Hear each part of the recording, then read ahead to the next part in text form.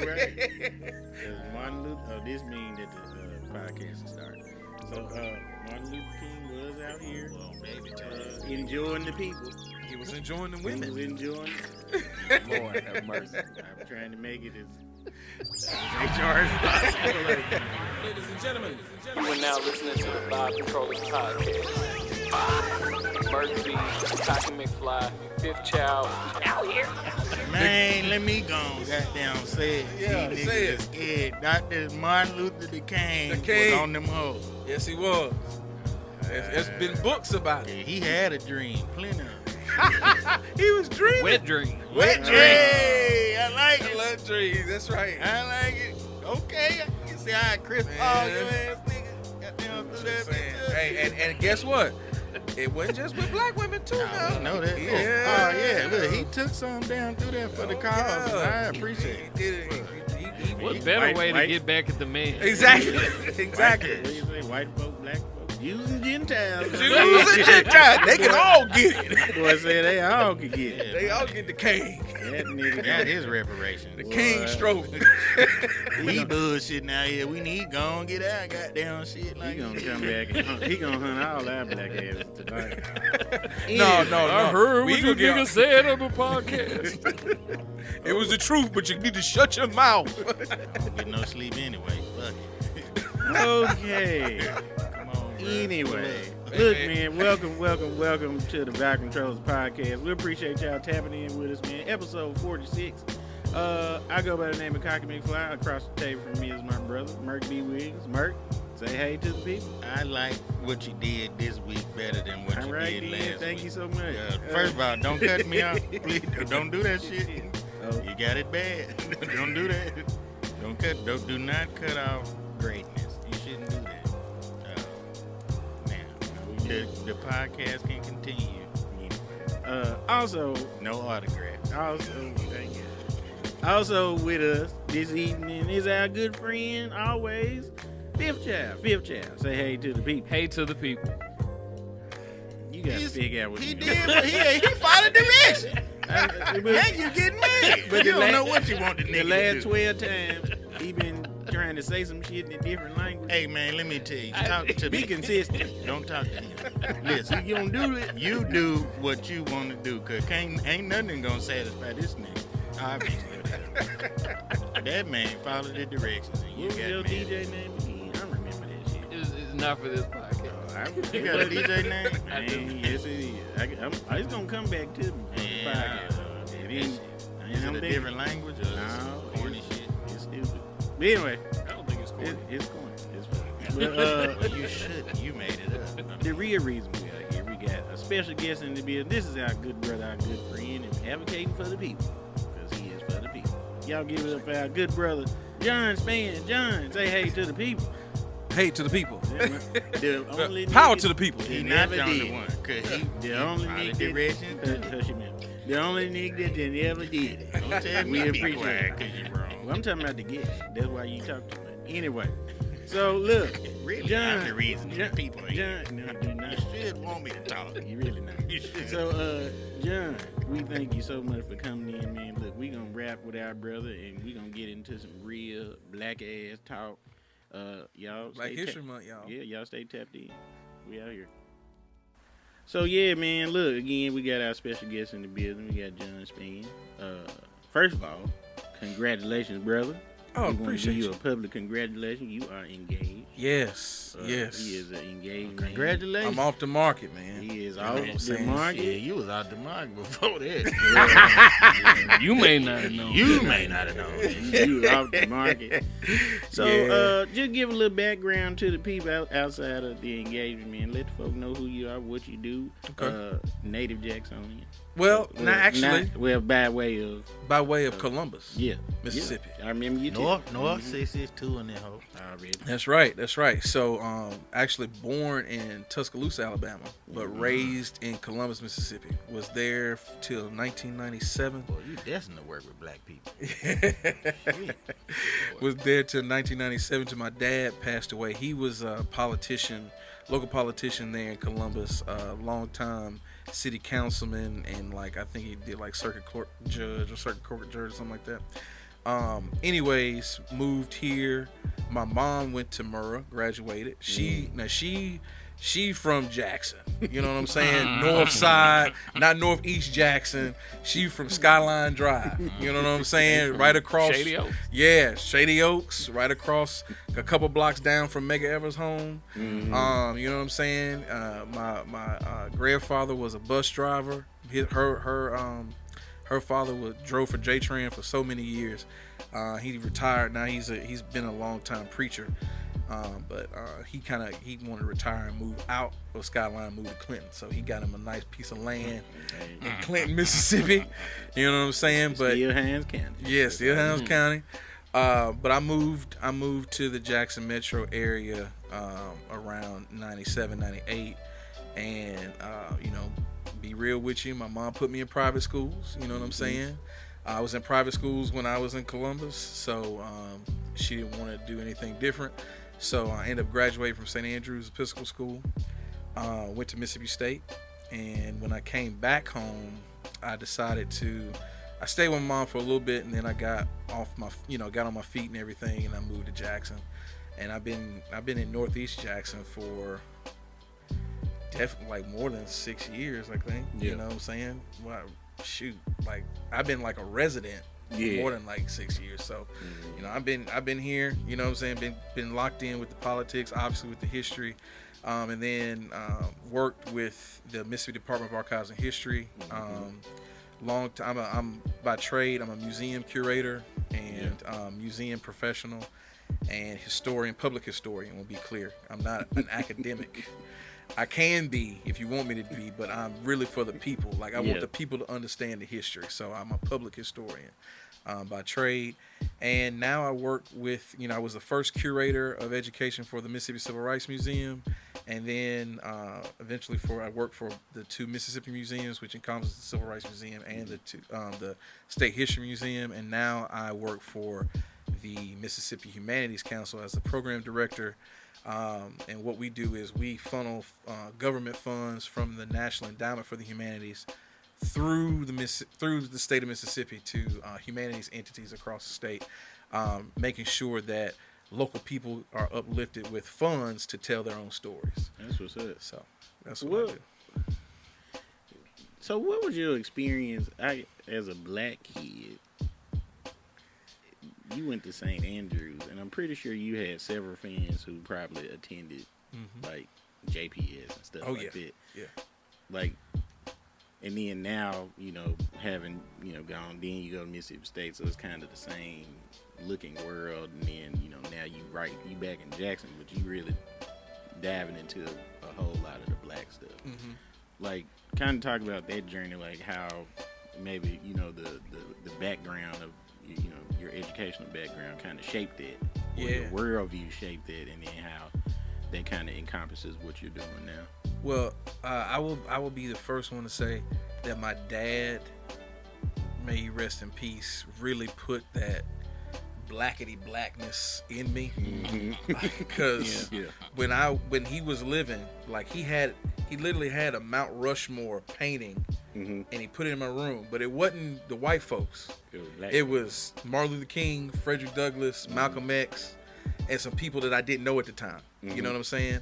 And be honest with you, like as a young kid, like kind of scary. It's kind of scary because like you sleeping with the lights off, and then you got these ominous men on the mountain Frederick Douglass, looking at you, looking down, and you 5 years old, 6 years old, and he's not really telling you. He's just saying who these people are, but he's not really telling you why they're important. So I hate that he didn't get a chance to tell me, because I know that he really wanted to, because he was already putting little seeds in my, putting stuff in my room, telling me stuff about Africa, because he had said that he had been to Africa and things like that and met people, and like I want to know more. But like as a 6-year-old, 7-year-old, this thing's too hard to comprehend. So anyways, fast forward, as a young child going to a private school, and you're like 7, 8 years old, and you're around white kids, it wasn't necessarily that bad. You know what I'm saying? And we were living in Mississippi and going to school in Alabama. It's crazy. You know what I'm saying? My mom actually is a doctor of pharmacy, and she worked at the VA hospital in Tuscaloosa. So anyways, it wasn't that bad. Now, the thing, when it got bad, when it got crazy, was when we started moving into, middle school, high school. And, when we moved here, y'all may know St. Mary. St. Mary Church, Catholic Church, behind Provine. Yeah. So the first private school I went to when I moved here is 3rd grade. It was St. Mary Catholic School, and I was with a whole bunch. There was nothing but niggas, nothing but black folks. You know what I'm saying? And that was the first time I had black teachers too, and I loved it. You know what I'm saying? And not only that, the reason I loved it is because I felt like they really cared about me. You know what I'm saying? And then also, some of the teachers knew my mom well, and they had grew up with my mom. Yeah. You know what I'm saying? So, like, they're like, oh, Sheila is back home with her kids. She's going through a hard time because her husband died. Like, I'm going to make sure that John and my sister Christina are taken care of. So I felt the love there. Yeah. And then immediately after that 3rd grade year, we went to a, evangelical Christian white school. I ain't going to call it out, but it was in Clinton, Mississippi. And that's when things started to change, man. Like, I knew I was a smart kid, never was told nothing different. You know what I'm saying? When I was in white Catholic schools in Alabama, I was competing well, A's and B's with across the board, right? And so I didn't know anything different. Never saw a C in my life.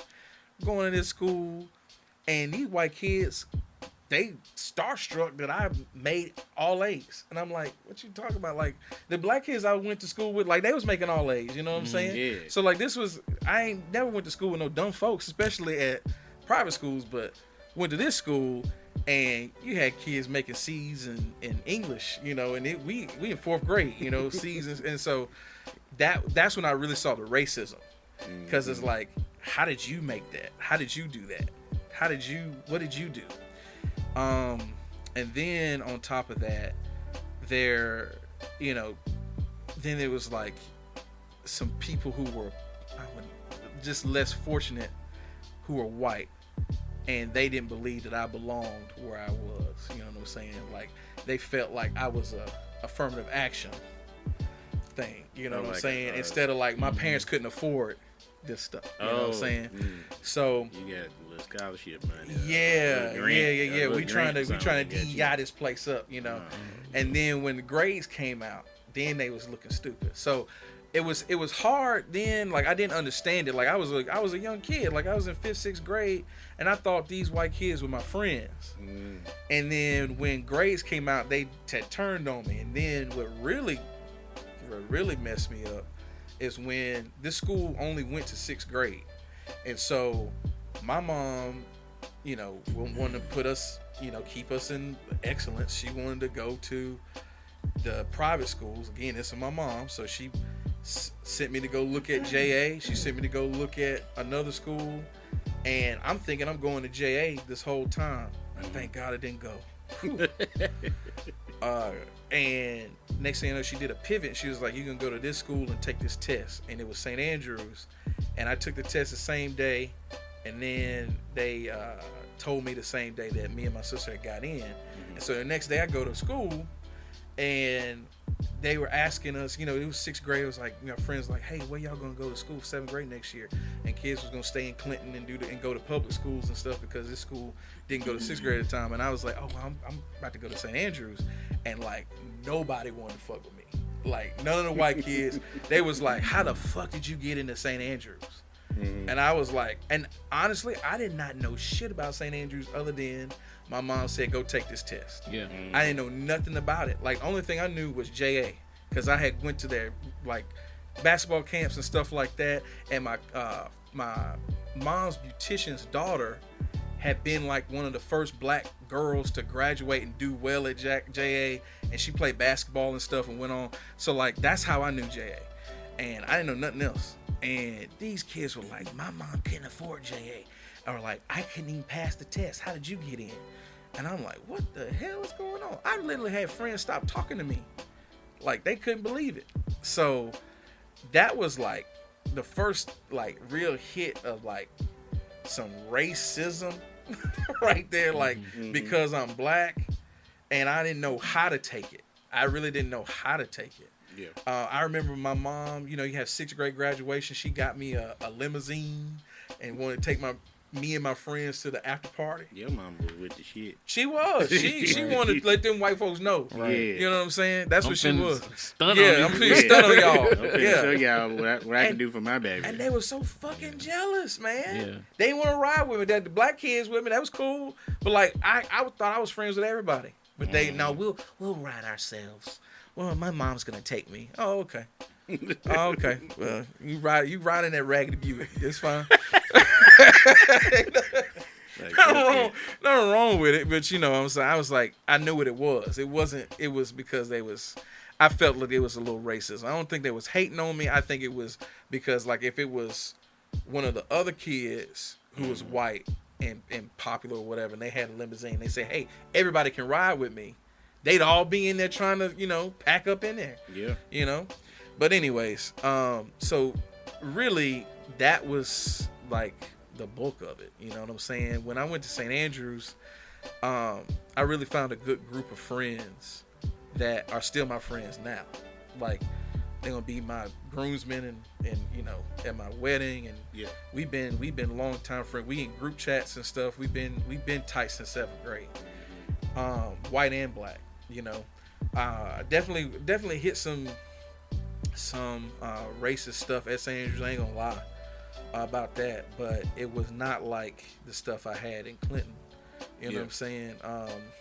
And then other folks I saw went through some racist stuff that we had to like stand up for each other. You know what I'm saying? And make sure that they knew that we weren't about to just like let that go under the rug. Like either you got to deal with this, or you got to deal with all of us, kind of thing. And then you fucking with black people with some money. You know what I'm saying? Like you fucking with black people with money.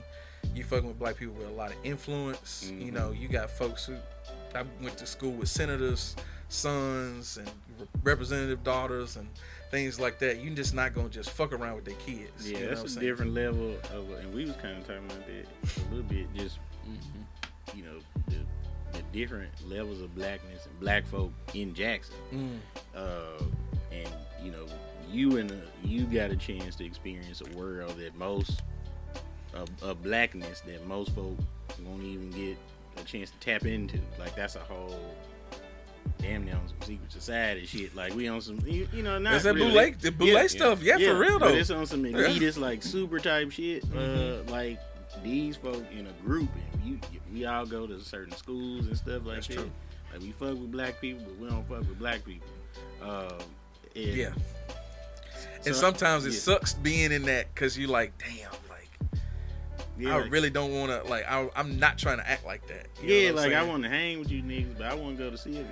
That You know what I'm saying? Yeah, I'm not trying to be bougie. You know what I'm saying? I really want to, I think like you said, like, my mom made sure that, I knew that side, but I also, like, my dad side of the family, my mom's side of the family, they're not rich people. You know what I'm saying? My mom and dad worked hard for what they had, and then they put me and my sister where we are, and I thank God for it. But at the end of the day, when we was coming home, we was not, like, y'all not like that. No, we was like, no, you gonna learn about this too. Like, these are your cousins. They just like you. They just family, just like you, you know? And so I think a lot of people often mix me up sometimes with that. They think I'm like stuck up or whatever because you went to St. Andrews and stuff like that. But like I'm not that old guard type of thing, Well, and this is something I've been wanting to ask you about is that I think that in some cases your thought process and the way that you have processed race sometimes can be more evolved than others because it's something that you literally had to encounter and think about every day, not only growing up through school, but even in your professional career. Every job that you've worked at has race has been the forefront of a lot of conversations that you've had. You know what I'm saying? Whereas like me going to Peoples, middle school. When I went there, I was just black like everybody else. So it's like me being black wasn't a topic of every conversation. Now I was already like starting to immerse myself in black history and knowledge of myself and and what blackness meant to me, in middle school and high school. But the fact that I was black just wasn't, you know what I'm saying? That wasn't something that I had to put on every day. It was just, and so I didn't have that like burden of representation. Like when I'm going out here, it's not just me representing myself. It's like, oh, they're gonna think every black person is like that. So that while that was, now I'm not even gonna say that was my PWI experience, because at that point I just didn't care. I was just me. I was more so representing Jackson, and I was definitely a black dude, but I was so like that was far from my mind that I was. But I want you to take some time to, I'm glad you brought that up, because I feel like, and it's not, I don't want to say it's a burden, but like especially going through high school and you doing different internships and you moving around and you trying to put stuff on your resume that makes you stand out for college and you get different scholarships and stuff, right? You are often in places where white folks are, right? You're often in places where some of the elite are, and sometimes in these spaces they'll try you, you know what I'm saying? Meaning that, like, you can't be, if you yourself, let's say you yourself, like me, I like Bone Thugs and Harmony, and I like Coldplay, you know what I'm saying? I like Dave Matthews Band, and I definitely love 3 6 Mafia, you know what I'm saying? And when I was a kid, I grew up listening to Master P. Mr. Ice Cream Man was like my shit, you know what I'm saying? So, but like, I can be that. I can be, there's a duality there. Shoot, there's more than just two things going on in my head. But like, it was like, white folks was like, oh man, you're not what I thought you were. You know what I'm saying? And like, you're not like those black people. And then I'm like, what black people? Right. And so, like you said, I had to make sure it was every day. Like, sometimes I felt like every day I'm checking people. Like, first of all, that's not where we're gonna go. Second of all, not only am I black, I'm multifaceted and things like that. Because right off rip, a lot of white folks who didn't have the privilege that I had. And I will say that I was a black person with a lot of privilege. Okay. There's a lot of white people that did not have privilege that I had in this state. And then they had assumptions of me that I would be in this box that was palatable, that they could, whatever. And then like they could say the N-word and stuff around me. And it's like, yo, no, we ain't going that way. Like, and there has been some fights. There has been some, some loss of friends, because it's like, yo, I don't know where you at, and I don't feel safe around you. So like, I'd rather, distance myself. I mean, I literally had people who, because it was just like they act like they didn't see race literally, like they didn't see color literally, and meaning that they didn't see me. You know what I'm saying? And so like, I felt like I had to always speak up, because if I didn't speak up, they would like look over me. If I did not stand out in some type of way, they would just, oh, John doesn't want to do it. Well, he didn't say nothing, and they would just I'd be complicit in their shenanigans. So I would always feel like I had to speak up for myself. And then in turn, I'd be speaking up for black people. You know what I'm saying? Because a lot of times, the white folks I was around, I was the only black person that really, like, they would say that they had black friends, but they didn't really have black friends. You know what I'm saying? And then they didn't have black friends that I guess were bold enough to check them. You know what I'm saying? And a lot of white guys growing up, I mean, y'all barely experienced this. White guys, they want to be so cool with black folks. They want to be so cool with the black dude. And you the only black dude in the space. You know what I'm saying? So they feel like they need to be able to talk like you, like they think you that talk. You think you talk, like, and listen to the music that they think you listen to. Annoying. Having conversations with these niggas about Snoop Dogg and Dave Chappelle, and you just be like, yeah. don't listen to that shit like that. Like, you know what I'm saying? Yeah. There's so much more to it, but these are the things that we see that black people like a lot, so we get into them. And right. That's how we'll try to be friends. And it'd be like they trying to tell me about my culture. You know what I'm saying? Like, if I didn't listen to the new album that came out, and like, you don't like them? Oh my God, they're like the da da da da. I'm like, I'm not about to sit here and listen to you diagnose hip hop and rap to me.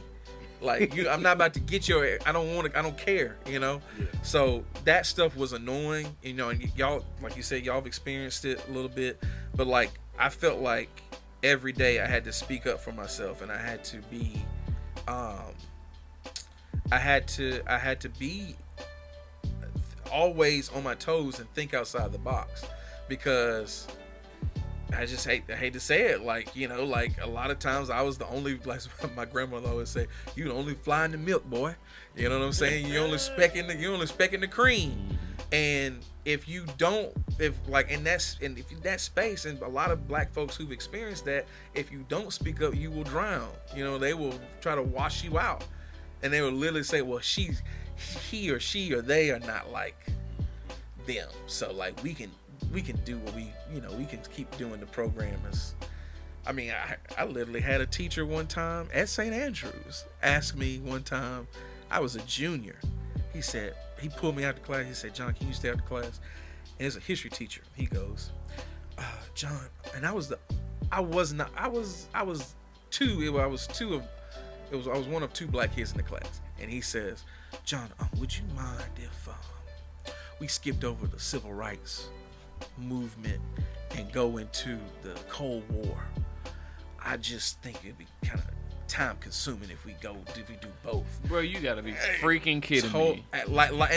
He pulled me out always in class like I was a spokesperson for the Black Coalition. You know what I'm saying? He's like, John, what do you think? What's your opinions about blackness? What do black people think about this? But like, he pulled me aside and he literally said, I want to skip over the civil rights movement. How would you feel if we just moved to the Cold War? And I had to literally tell this man how to teach his class.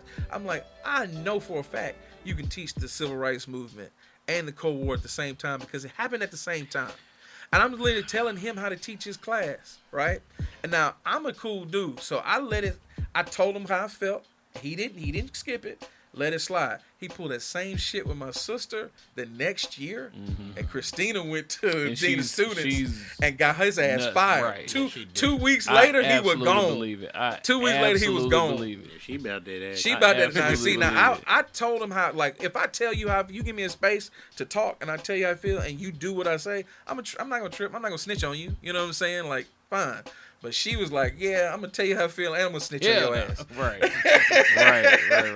But he deserved to leave anyway, because, like, what the hell? Like, come on. And you know what? I've noticed that as somebody who is an avid fan of Jeopardy, like, I love Jeopardy. When my son was first born, he would lay on my chest, and we would watch Jeopardy. He was like a few days old, you know? And so, and I always noticed that, and this is a good segue into, like, really talking about Black history, but Western academia is just very Eurocentric. And you can ask these Jeopardy contestants about the 13th, ruler of Spain and his ex-wife's third child's middle name. And they can tell you all this stuff. Or like about different authors and books, and I mean down to everything. But if you ask them something about like 20th century, like African American, they don't know anything. Right. I mean, like, basic stuff. I'm like, oh, so y'all just don't know? I mean, these are folks like, you got $80,000 on Jeopardy in 2 episodes, and they ask you a question dealing with niggas, and you have no clue. Niggas from 10 years ago. Right. And you don't know anything. Last year, niggas, like pop culture shit. Yeah. You just pop up you on your don't know phone. nothing. You tell me you don't know anything about Black folks. Yeah. And that just always baffled me. And I'm like, but you know what? How surprised can I be? Because even in my, predominantly Black school district, we learned about 3 people. Yeah. And we only learned about them in February. I was actually recording a Token Talk podcast the first time I ever heard the name Vernon Damer. And you were the person who said it. Yep. And I was like, Vernon I was like, who is Vernon Damer? And I had to look it up. Yeah. And I'm like, this is a dude from Hattiesburg, man. Yeah. Was it Forest County? Forest County. From Forest County, did all this stuff and all this amazing work, and I'm like, I'm in my at this point late 20s, early 30s, never even heard of this man. And see, they want you to not know about him. You know what I'm saying? They don't want you to know about any of these people. Yeah. Could they kill? That's obviously they've given a new name to all of this stuff in academia. You know, called it CRT now. Yeah. And so, you know, they passing all this legislature in these different states to not teach it. They only tell you, as far as, I mean, even the 3 people that they talk about every year in the same month, even the knowledge of those 3 people is diluted. That's true too. Thank you. They tell it's the same way they talk about Jesus. They only tell us the palatable version of Christ. Preach. They never talk to us about the Jesus that came in the synagogue flipping over the table. There you go. Right. They don't want you to know that the real Christ. Yeah. That wasn't going. Or that he was That not. wasn't going. That's the one who walked on the water. Right. Or He that, said, "Turn the other cheek." Yeah. or you know, if to more true, or they don't want you to know that Christ was a man of color. Yeah. He looked more like He Osama don't- bin Laden than he looked like. He don't look like goddamn Kevin Zorbo. No. That's not who he looked like. Fabio. Or What- Fabio. That's not how he looked Lord like. have mercy. You know what I'm So, saying? You know, If I get to heaven and Jesus look like Fabio, He's like Kevin Nash. I'm gonna be that's good. The only blue-eyed, blonde-haired man. You in your man. bag tonight. You talking about? I gotta give You you talking props. about mad? I'm gonna be like, nah, fuck this. What other dope? Look like This the wrong gate right here. Boy, This ain't these not the gate. These not the I can't These not the unsee. gates of pearl. Jesus These not the looking pearl like gates. Diesel now. Fuck that. I can't unsee it. But these But white- it goes back to your point Uh-huh. of I call it the black box. Okay. That's what it is. That's the black box is every white person's definition of what black people are. It is the black box. They Right. put everything that they think black folks are in this box, and they define all of us by what's in this box. And they can, until they meet, us. Well, yeah, I will say you and Christina until they meet one of us, and then we have to educate them. Or until we meet one of us, because we put ourselves in the black box too. I would say that. So until we meet one of us, and we're open to correction and communication and being taught and educated more about people that we don't know about. Yeah. Because I'm glad you brought that up, because sometimes I don't realize how much I know, and I'm not trying to like pat myself on the back or nothing like that. No, but like should. my fiance, knows a whole bunch of shit. I mean, like she's a public historian herself, and been in the New York Times twice and the BBC, CBS. Like she more famous than I am. Like she worldwide. Folks from England writing her. You better pop her shit. Yeah, that's my fiance. Right. That's my woman. Pop Shit. her shit for You know what her. I'm saying? And Jay-Z. sometimes she'll be Hey like, man, you on fire tonight? Hey, you got it. hey, you know what? Respect, I was listening to Young, Gifted, and Black on the way over here by Jay-Z. So, I'm feeling it. He warmed up. I've warmed up. But, she sometimes be like, oh, John, I didn't know that. And sometimes I'll be like, because I'm like, you don't know that? Like, she'll be like, John, don't look at me like that. I love to learn, and so I have to realize that, like, not this information, like you said, ain't privy to all of us, and it should be. Like, Vernon Damer should be not only a Mississippi hero, but a national hero. Like, we're starting to pick up more about Medgar Evers and Fannie Lou Hamer, right? We're starting to pick up more information, even about Malcolm X and Martin Luther King, that they're not who they say they were. You know what I'm saying? Martin Luther King wasn't just passive, and Malcolm X wasn't just a militant. You know what I'm saying? There's so much more to those men, and I'm glad we're learning more about it. And there's more TV shows about it. There's more research done that is, I guess, made in a intriguing way to make people want to learn. Because that's another thing. History can be boring. And I understand, sometimes, oh, man, that's just boring. I get it. And it's up to us as public historians and whatever, educators, teachers, to make it in a way, like, make it relatable. You know what I'm saying? Like, especially when you bring these youth into museums, first thing, they on their phones. This is be real. They on their phones. White, black, whatever. It ain't no disrespect. That's just the culture. That's just what we living in. Yeah. Everybody on their phones. If you make it to where it's exciting for them to connect, if you make it to where they got no choice but to put their phone down to have fun, to pick up what you're putting down, you got to think outside the box. Sometimes you got to work with them. A lot of these kids now, like, people want to throw them away, but they want to learn just as much as we did when we was growing up, but it's not put to, things change. The way we educate ourselves change. The way I was educated in high school, where we were educated in high school, is different now. It's a whole bunch of computers and things like that. And so if we turn that education around and bring them in a way that's like more intriguing and exciting, I think they'll be more interested in their own history. Because it can be hard. Like, let's say you talk about slavery. Like, I was at my own church, right, yesterday. We did a Black History program, right? And we did a Black History play that was tied into faith and religion and stuff. But beforehand, we had somebody get up and just talk about slavery. And it was just dead. The spirit just left. You know what I'm saying? And I understand what they were trying to do, and I get it. Like, put some context why we're here. But kids want to know, what's the future? You know what I'm saying? Where we going? We don't want to just talk about. These kids know about slavery. You know what I'm saying? But why we gotta stay there? You know what I'm saying? So Frederick Douglass and Sojourner Truth didn't stay on the plantation. You know what I'm saying? They escaped. They left, and they created a future for Black people. You know what I'm saying? And so our ancestors, Medgar Evers, Fannie Lou Hamer, like, they didn't just stay where they were. They kept moving. You know what I'm saying? So how can we do that today? Like, I'll just say that, like, we are Black history.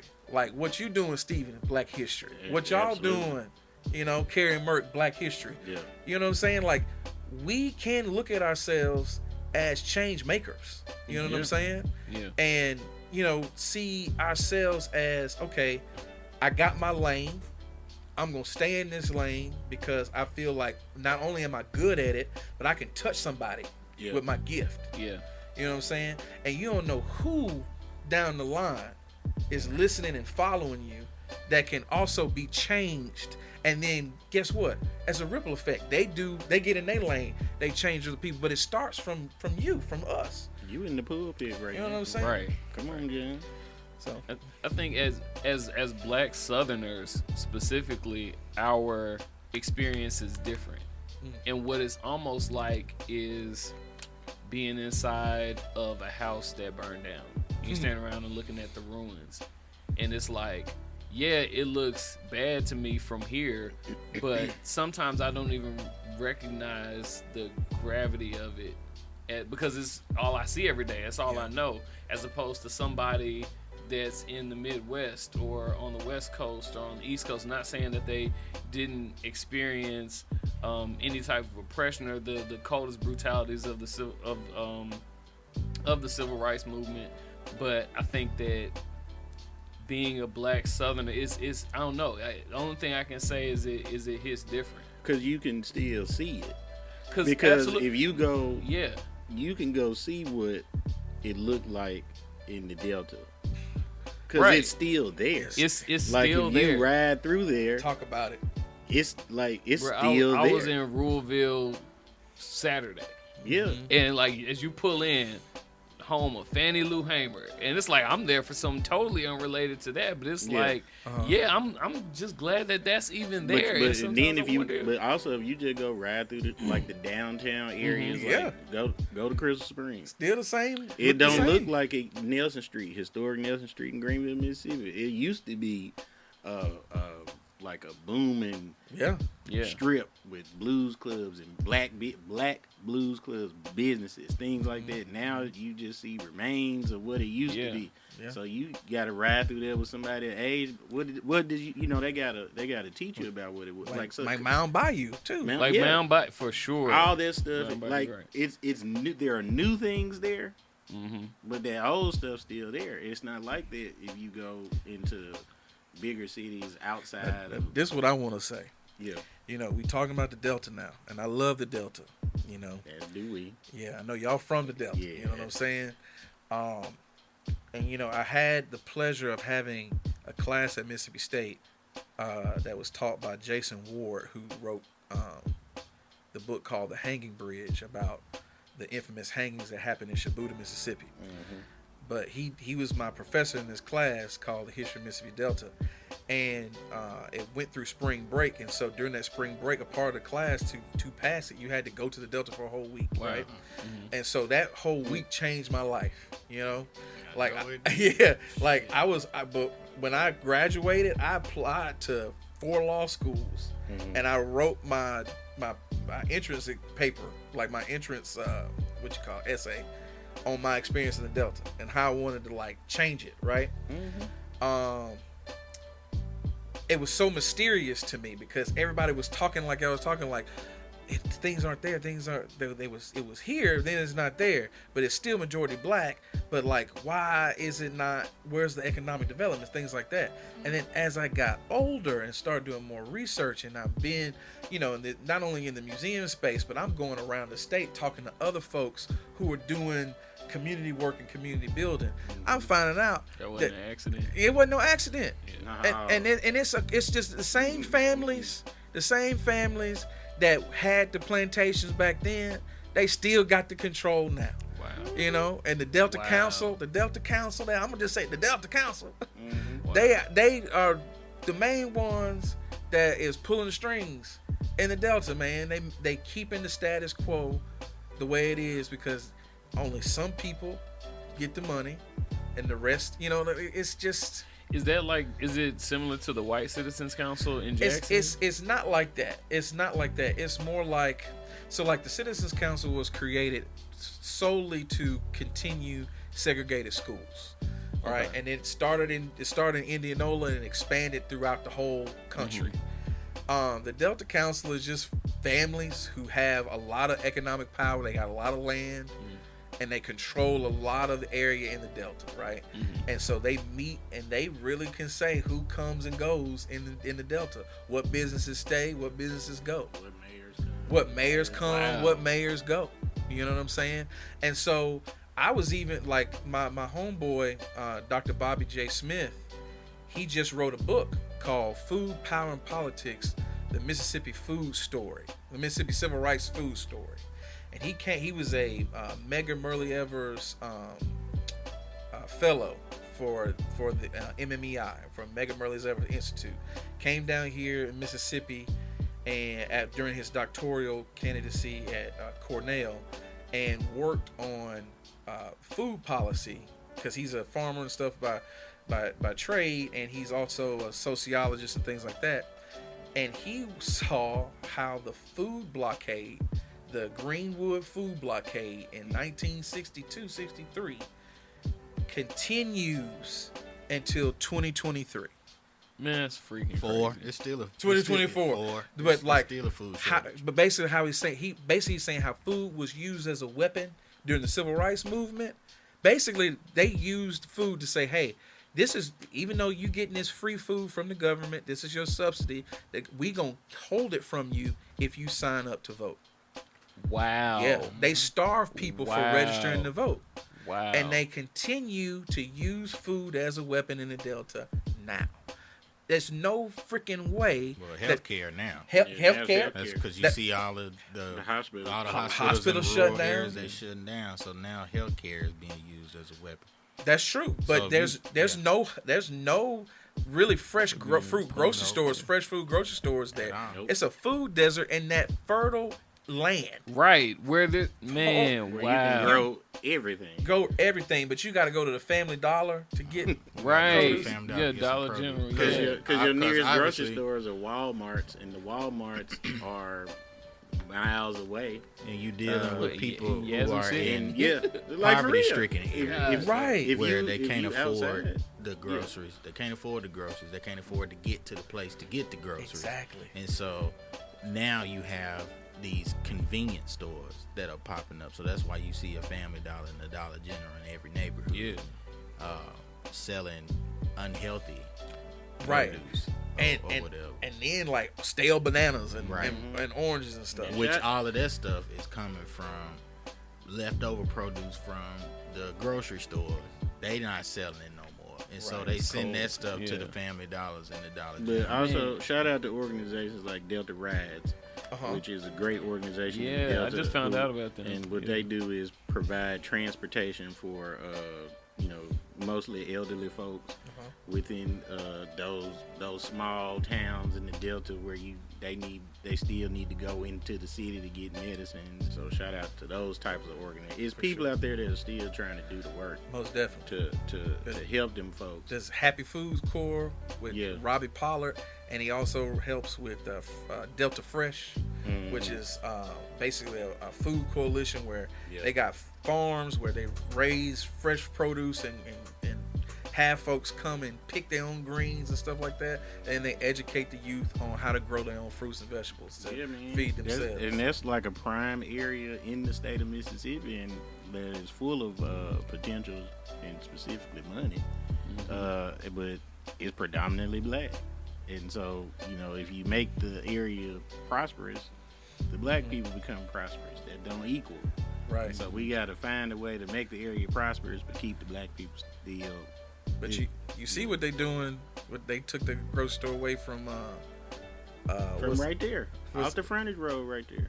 But- ain't you got to? They finna make it to where them folk got to drive to Clinton. Yes. Well, if you over there by Mega Evans, Kroger on 55 is far. It is. If you ain't, if you don't have ample transportation, and you got to get over there. But think about this. Yeah. And If you, you just only can go at a certain time. And 'cause the most J of the time, J if train you ain't working- going over there. That's what I'm saying. If you're working, you can't go via J train right, because you at work. right. And so How you gonna at the carry all them groceries? Yeah, how you gonna carry all them groceries? And So God at the forbid they time- frozen too. And at the time in which you can try to get over there, you go to J train. And you can't do Instacart because Instacart don't come to them neighborhoods. Mm-hmm. So Them people who need to go get groceries don't know nothing about no damn Instacart in the Yeah. first place. well, I'm just making the point that it's very difficult for them to be able to get what they need to get. So they can't.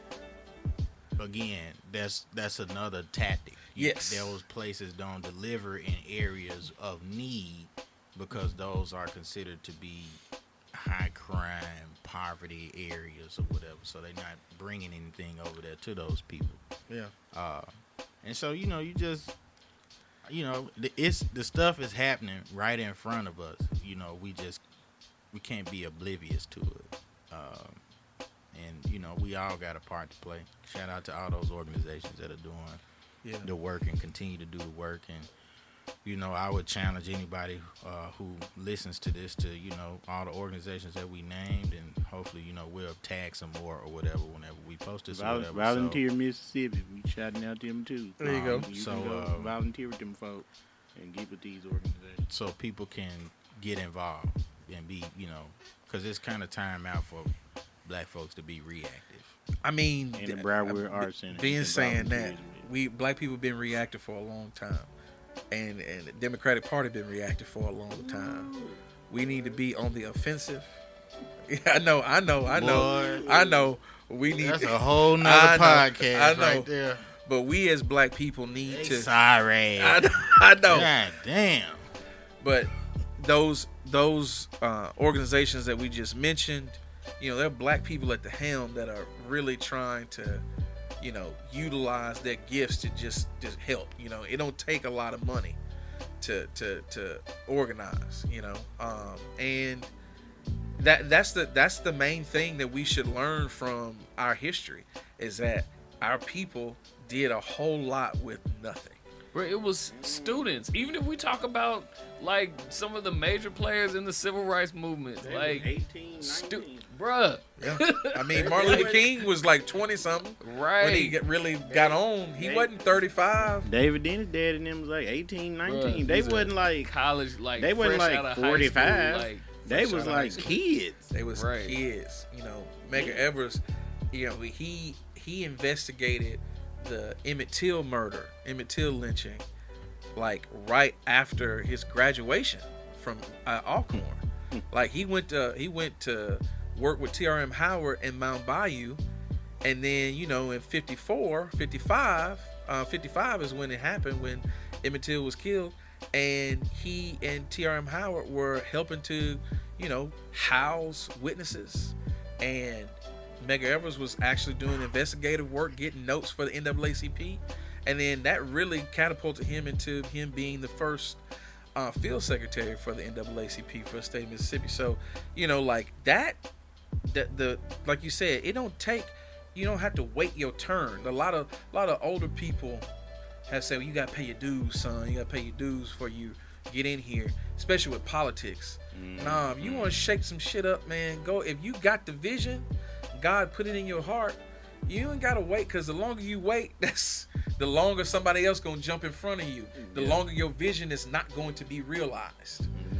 You know, so you just got to get in there and do it. You know what I'm saying? How many times did people tell you, how, I don't know, Steve, you probably wait to do this? You know what I'm saying? I know you said that your family had kind of had pieces and had the same mindset at one time to buy this place, and then they all backed out. And what if you had backed out?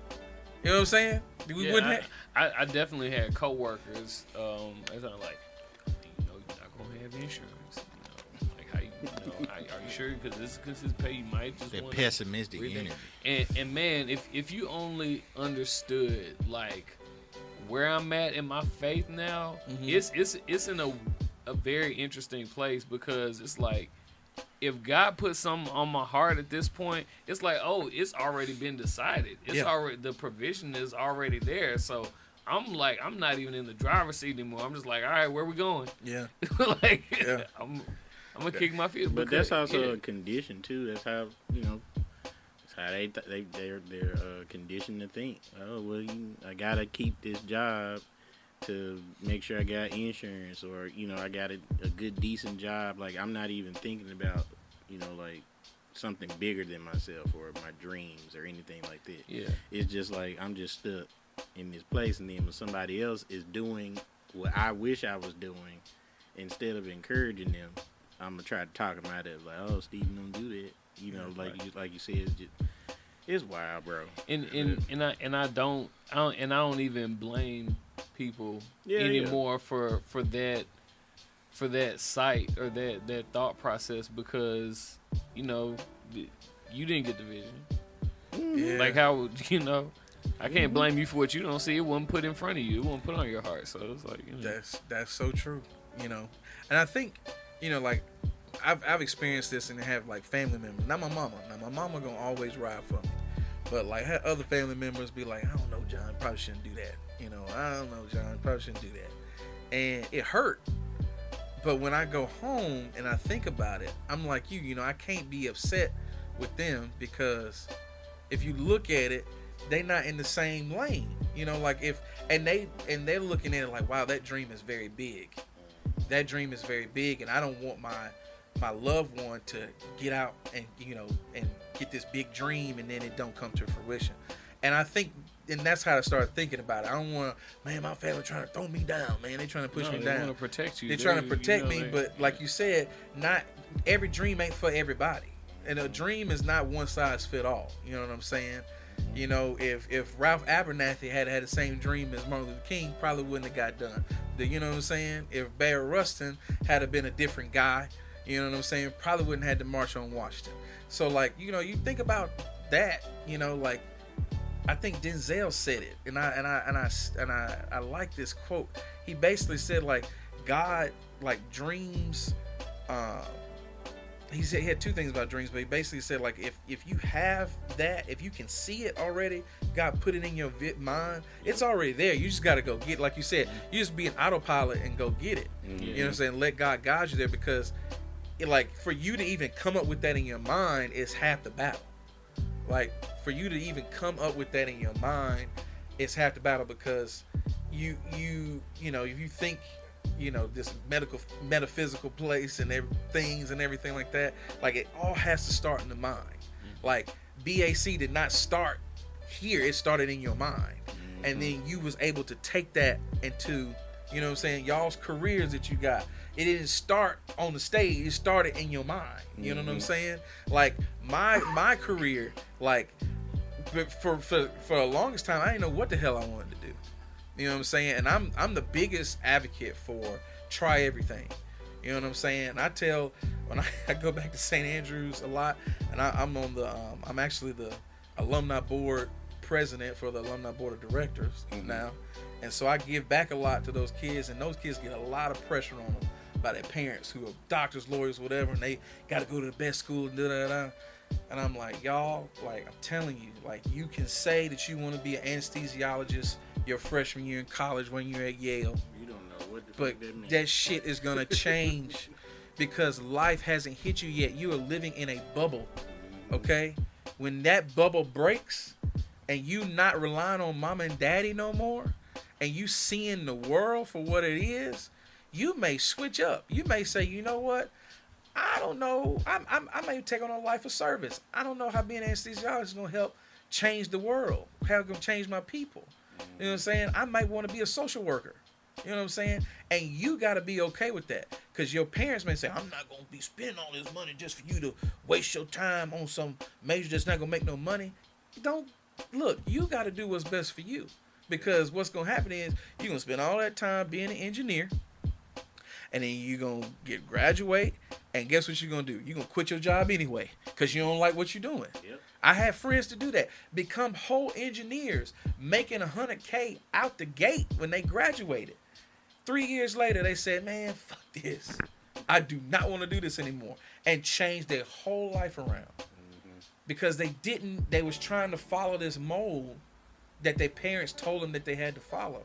And I'll be the first one to say, man, fuck your parents. At the end of the day. I'm just saying. On that note. I was not ready for that. That ain't what I thought he was going to say, bro. I'm the first one to say it. Not fuck them kids. Fuck your parents. But in a respectful way.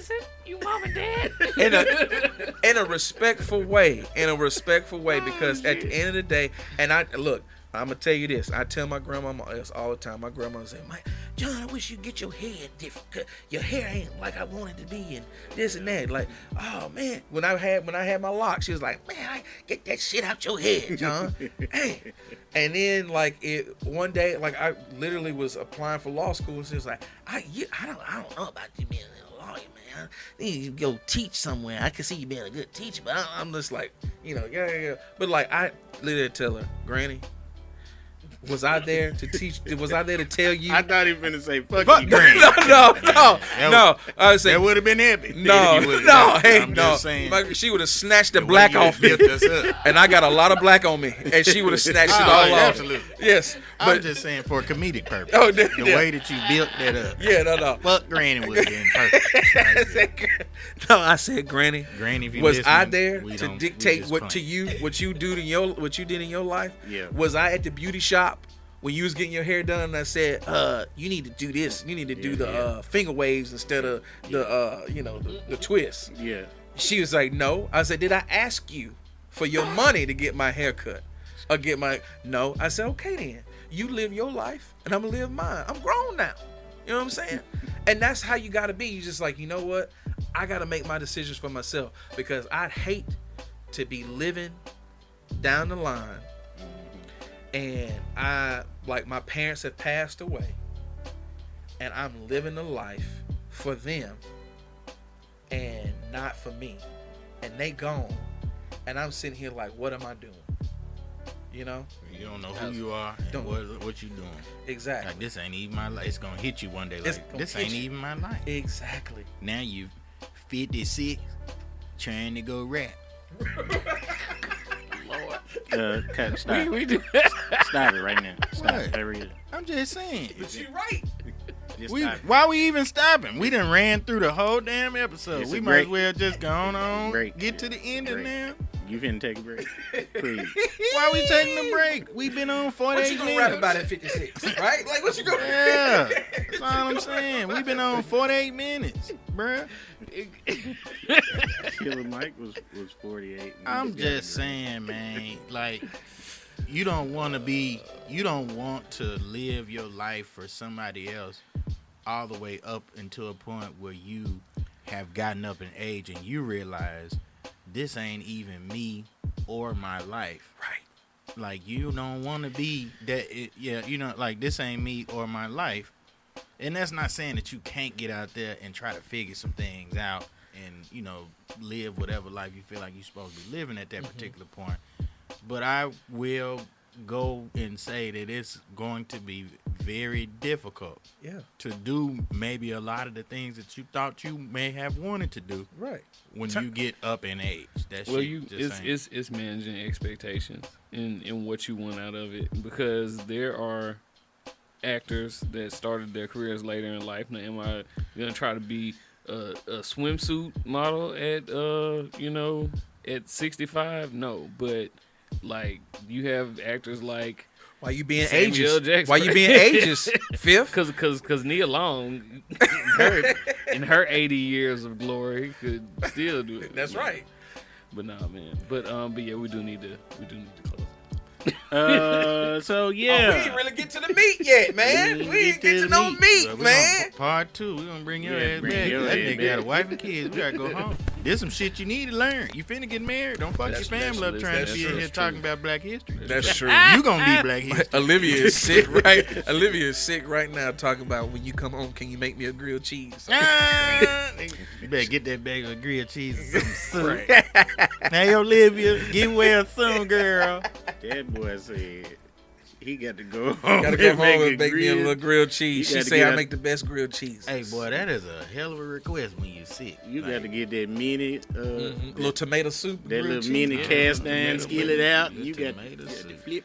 Oh, yeah. You got to flip. I went and I bought her for Christmas. I bought a whole new set of pots and pans because she likes to cook and bake, But like I'm gonna be using the feel pots like and pans we today. should record at their house. Just right. When she Cooking get day. better. Yeah. I don't want to play Nah. in my food. Nah, Right, look, carving over that shit. she make the best spaghetti. I don't know how y'all like y'all spaghetti. Oh, shit. But You she- had That, spaghetti? that's how she got your motherfucking. Nah, Nah, Yeah, and she from South man. Carolina too, so you know what they do in South Carolina. You know what they Big finger ass, man. Oh man. I gotta edit all that out. Oh man man. got to edit all I was that I was out. about to say this on the air, man. I wanted to say this on the air. think We we still good. on the air. I really hope that you keep the shit in.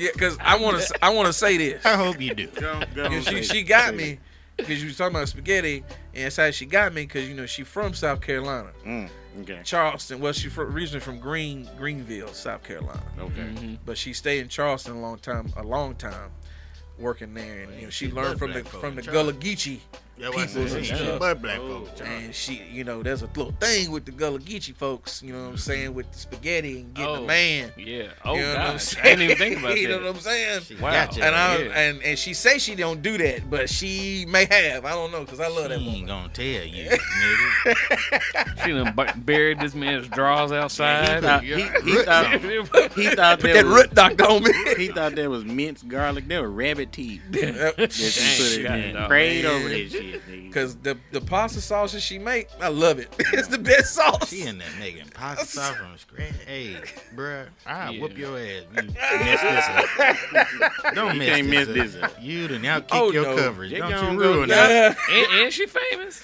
Yeah, man. Smart. Don't ruin this for us. Smart famous. Do not ruin this for us. No, man. We all stand to benefit from your marriage, man. I Yes, can't sir. tell you how much I've been exponentially blessed by Jessica coming in this boy life. Yes. Don't fuck this up. I'm not. That's why you finna get married. Just go Gonna to get the married. courthouse tomorrow. Y'all just have sex. You know what? anytime. She tell me all the time, she's like, John, you the one. It's y'all. It's your fault. Listen. She's like, I can go get married with you to you like tomorrow, today, if you want to. But That's what I'm with. I'm a huge advocate of eloping and then having a big party later. Because the wedding needs to be about y'all. The wedding about y'all and nobody else. And it's like it'll get away from you quick if you let other people like take their plans and run with it. My mama doing this and that, my sister getting in it, this and that. This ain't y'all wedding no more. I'm just like, Man, y'all seen what Zach and Kelly did? You better go and goddamn elope, my boy. you know what? It would save us a lot of money, and we can just put that money into buying a house, a bigger house, and there you go. Get prepared for the little one. Man, Yes, listen, I'm gonna what tell you you, say? y'all going to the Justice of Your Peace on your lunch break. Go and get married, and then just invite everybody out there free lunch. Turn up. Go And they just all drinks on them. That part. Free before 11 minutes, goddamn way. That They gonna give you aristocrat if you fuck with vodka. But Yeah. either way, you gonna be blasted. Come on. This is a great time to end this episode. We can go to Johnny T's though. That'd be dope. That shit, just go. You don't go to Johnny T's. $48 for one day. No. All ice. All right. Hey, but the food hitting though. I be drinking the my food ice. is- This is the cup I But you gargle gonna with. spend some man. money on that drink though. Then they give me them doctors off the cup. Right. Bitch, you don't give me no real gas in this motherfucker. This little ass Mouthwash. 2.5 ounce cup. Nigga. Fuck wrong with you? $18 for Crown. Damn. Where we in New York City? Damn. I can get a few bottles. For Right. sure. I mean, I ain't look. Johnny T, we love you. Your prices, your prices. I ain't even. That's right. But goddamn, That's right. nigga be That's right. I can afford it, but Yeah. shit. Man, I fuck with the food. But yeah. Anyway, man, John, thank you so much for coming out, man, and chatting. We're gonna have to do a part 2 so we can really dig into the historical part. And for part 2, we'll bring Leah back. Okay. So, Yeah. and y'all don't y'all be arguing. No, we ain't gonna be all right. Okay, But that's if fine. you gonna ask us about Mississippi, I mean, I told her everything she know about Mississippi. Okay. You know what I'm saying? Just saying. Is she gonna listen to this? Yeah, she gonna listen to it. He apologized. She knows the truth. That. The reason why she's in Jackson, Mississippi right now is because of me. Oh, okay. Your boy, she moved here because of your boy. Come on. Okay, Come on, she John. is a Jacksonian. She got a whole her license plate changed, her license changed. Yeah. her So whole she got resi- flued in. She got flued in, one-way ticket. One-way ticket. Because I sure flew in. Come on. Showed We'll it. go visit here and there, but you here. You here?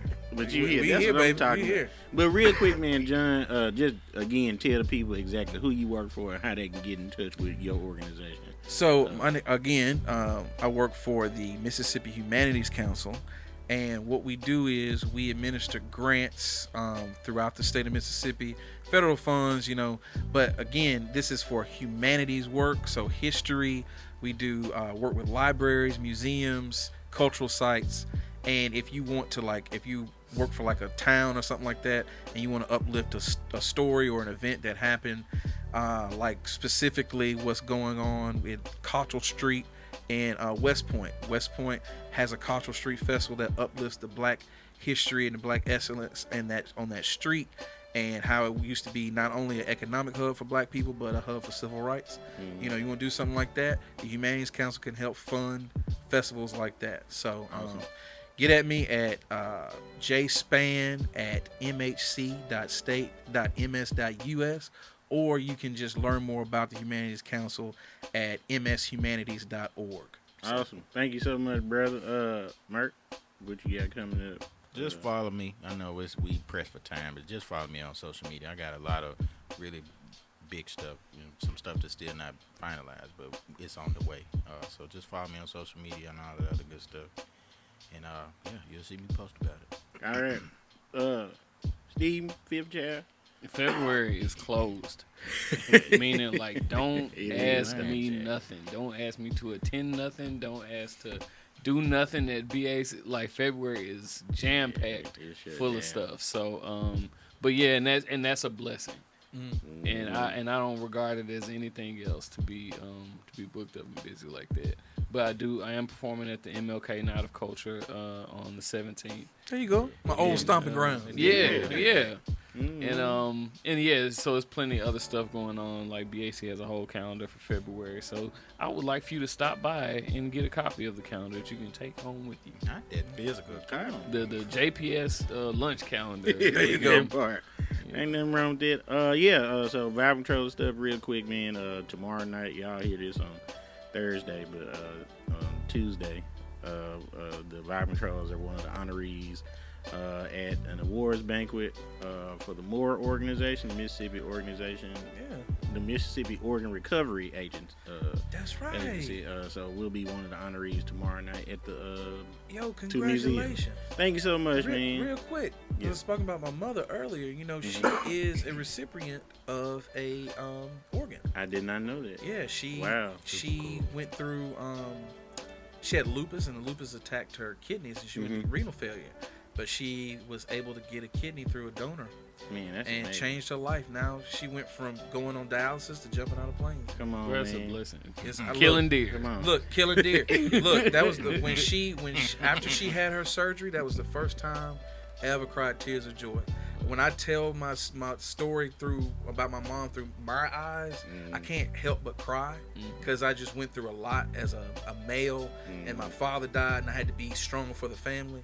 But just seeing her, just her whole life change, it's a blessing. So, just great. I'm glad y'all are working with them because those donors are those organ donors save lives. Absolutely. And it changed lives. Yeah. So if you can and you want to be an organ donor, you want to learn more about being an organ donor, go look at Mora, MORA. Yeah. And, yeah, I'm glad because I saw y'all on the billboard. I was like, them boys doing the shit. That's what I'm talking about. We blessed and highly favored. We just You know trying what to I'm do what saying? we can, man.